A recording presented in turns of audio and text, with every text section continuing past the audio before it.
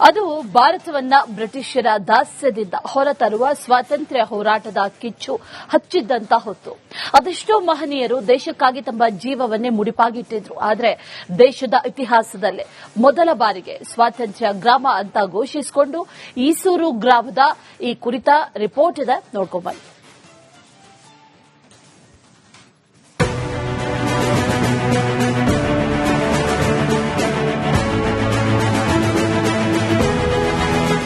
ಮೊದಲ ಬಾರಿಗೆ ಸ್ವತಂತ್ರವನ್ನ ಘೋಷಿಸಿಕೊಂಡ ಗ್ರಾಮ ಈಸೂರು.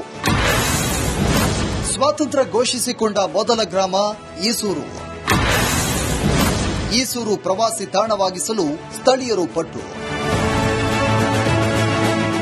ಏಸೂರು ಕೊಟ್ಟರೂ ಈಸೂರು ಕೊಡೆವು ಎಂದು ಭಾರತದಲ್ಲಿ ಮೊಟ್ಟಮೊದಲ ಸ್ವಾತಂತ್ರ್ಯ ಘೋಷಿಸಿಕೊಂಡ ಗ್ರಾಮವೇ ಈಸೂರು.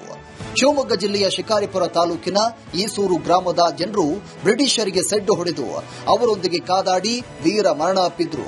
ಇವತ್ತಿನವರೆಗೂ ಈ ಗ್ರಾಮ ವೀರಪುತ್ರರ ನಾಡು ಎಂದೇ ಕರೆಸಿಕೊಳ್ಳುತ್ತದೆ. ಏಸೂರು ಕೊಟ್ಟರು ಈಸೂರು ಕೊಡೆವು ಎಂಬ ಧ್ಯೇಯ ವಾಕ್ಯದೊಂದಿಗೆ ಈ ಗ್ರಾಮದ ಜನತೆ 1942 ಸೆಪ್ಟೆಂಬರ್ 27ರಂದು ವೀರಭದ್ರೇಶ್ವರ ದೇಗುಲದಲ್ಲಿ ದೇಶದ ಬಾವುಟ ಹಾರಿಸಿದ್ರು.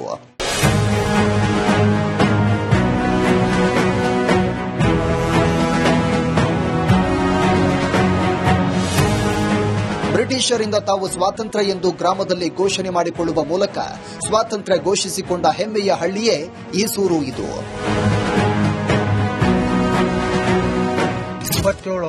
1942ರಲ್ಲಿ ಈಸೂರಿನಲ್ಲಿ ತಮ್ಮದೇ ಆದ ಸರ್ಕಾರವನ್ನು ರಚನೆ ಮಾಡಿಕೊಂಡು ಗೌಡ್ರ ಮಲ್ಲಪ್ಪಯ್ಯ ಸಬ್ ಇನ್ಸ್ಪೆಕ್ಟರ್, ಸಾವುಕಾರ ಜಯಣ್ಣ ತಹಸೀಲ್ದಾರ್ನ ಮಾಡಿಕೊಂಡು 18 ಜನ ಪೊಲೀಸರು 18 ವರ್ಷದ ಒಳಗಿನೊಳಗಿದ್ದರನ್ನೇ ಬ್ರಿಟಿಷರೇ ಭಾರತವನ್ನು ಬಿಟ್ಟು ತೊಲಗಿ ಎಂದು ತಮ್ಮದೇ ಆದ ಸರ್ಕಾರವನ್ನು ರಚನೆ ಮಾಡಿಕೊಂಡು ಬೆಳಗ್ಗೆ ಊರು ಅಕ್ಷಿಭಾಗಕ್ಕೆ ಭ್ರಷ್ಟ ಅಧಿಕಾರಿಗಳು ಊರೊಳಗೆ ಪ್ರವೇಶವಿಲ್ಲ, ಬ್ರಿಟಿಷ್ ಸರ್ಕಾರಕ್ಕೆ ನಾವು ಕಪ್ಪ ಕೊಡುವುದಿಲ್ಲ ಎಂದು ಧಿಕ್ಕಾರ ಘೋಷಣೆ ಮಾಡುತ್ತಾ ಊರಿನ ಹೊರಗೆ ಕುಂತಿದ್ರು. ಚನ್ನಬಸಪ್ಪ ಪಾಟೀಲ್ ಕುಲಕರ್ಣಿ ವಿಲೇಜ್ ಅಕೌಂಟ್ರು ಕಂದಾಯ ವಸೂಲಿಗೆ ಬಂದ್ರು.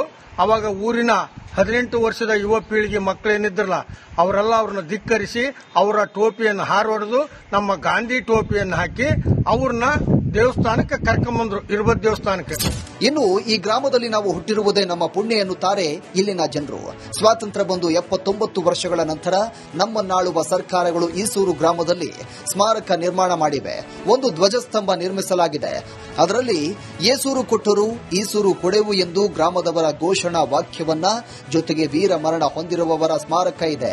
ಹೀಗಾಗಿ ಈಗ ಈ ಸ್ಥಳವನ್ನ ಪ್ರವಾಸಿ ತಾಣವಾಗಿಸಬೇಕು ಅಂತ ಸ್ಥಳೀಯರು ಆಗ್ರಹ ಮಾಡಿದ್ದಾರೆ. 1943ನೇ ಇಸ್ವಿ 8ನೇ ತಾರೀಕು 9ನೇ ತಾರೀಕು ಮತ್ತು 10ನೇ ತಾರೀಕು ಈ ಸೆಪ್ಟೆಂಬರ್ ತಿಂಗಳಲ್ಲಿ ಈ 5 ಜನ ವೀರ ಸೇನಾನಿಗಳನ್ನ ಗಲ್ಲಿಗೇರಿಸಿರ್ತಕ್ಕಂಥ ಒಂದು ಇದನ್ನ ನಾವು ಯಾವತ್ತೂ ಮರೆಯೋದಿಲ್ಲ. ಸೊ ಹಾಗಾಗಿ ಸರ್ಕಾರ ಇರ್ಬೋದು, ಕರ್ನಾಟಕ ಸರ್ಕಾರ ಇರ್ಬೋದು ಅಥವಾ ಕೇಂದ್ರ ಸರ್ಕಾರ ಇರ್ಬೋದು, ಇದನ್ನ ಒಂದು ಐತಿಹಾಸಿಕ ಸ್ಥಳವನ್ನಾಗಿ ಮಾಡಬೇಕು. ಒಂದು ಎಲ್ಲರಿಗೂ ಈ ಊರಲ್ಲಿ ಇರ್ತಕ್ಕಂಥ ಇದನ್ನ ಮತ್ತೊಮ್ಮೆ ಅದನ್ನ ಕೆಚ್ಚೆದೆಯ ವೀರಭೂಮಿಯನ್ನ ಇಡೀ ರಾಷ್ಟ್ರಾದ್ಯಂತ ಪರಿಚಯಿಸಬೇಕು ಅಂತಂದು ನಾನು ಊರಿನ ಪರವಾಗಿ ಕೇಳ್ಕೊಂಡೆ. ಸ್ವಾತಂತ್ರ್ಯ ಹೋರಾಟದ ಕಿಚ್ಚು ಸ್ವಾಭಿಮಾನ, ದೇಶಾಭಿಮಾನದ ಮೂಲಕ ಭಾರತದ ಇತಿಹಾಸದಲ್ಲಿ ಈಸೂರು ಹೆಸರು ದಾಖಲಾಗಿದೆ. ಬ್ರಿಟಿಷರ ಆಡಳಿತಕ್ಕೆ ವಿರುದ್ಧವಾಗಿ ಮೊಟ್ಟಮೊದಲ ಬಾರಿಗೆ ಸ್ವಾತಂತ್ರ್ಯ ಘೋಷಿಸಿಕೊಂಡ ಈಸೂರಿನ ಸರ್ವಾಂಗೀಣ ಅಭಿವೃದ್ಧಿಗೆ ಸರ್ಕಾರಗಳು ಮತ್ತಷ್ಟು ಶ್ರಮಿಸಬೇಕು ಅಂತ ಗ್ರಾಮಸ್ಥರು ಒತ್ತಾಯ ಮಾಡಿದ್ದಾರೆ.